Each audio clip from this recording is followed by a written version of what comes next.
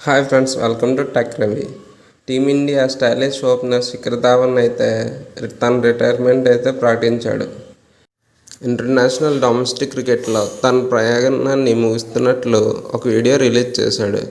దేశం తరపున ఆడినందుకు చాలా గర్వంగా ఉందని ఆయన వ్యక్తం చేశాడు. అంతేకాకుండా ఇంతకాలం తనపై అభిమానం చూపినందుకు ప్రతి ఒక్కరికి సెంచరీ కొట్టినప్పుడల్లా మిషన్ తిప్పడం, తొడలు కొట్టడం ఒక స్టైల్లో ఉండేది. ఈ స్టైల్ మనం ఇంక చూడలేమేమో.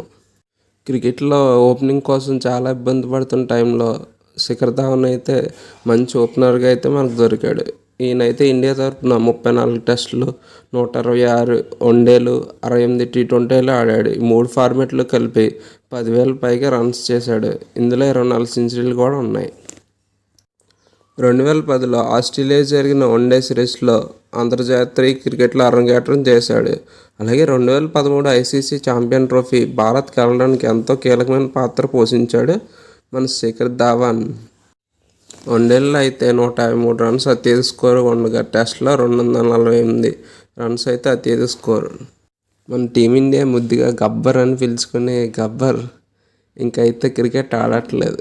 ఐపీఎల్ ఆడతాడా అని అనుకుంటే తను ఇచ్చిన స్టేట్మెంట్ ప్రకారం అయితే చాలా వరకు ఐపీఎల్ కూడా ఆడకపోవచ్చు. ఈ వీడియో మీకు నచ్చినట్లయితే లైక్ చేయండి, షేర్ చేయండి, సబ్స్క్రైబ్ చేయండి. Thank you.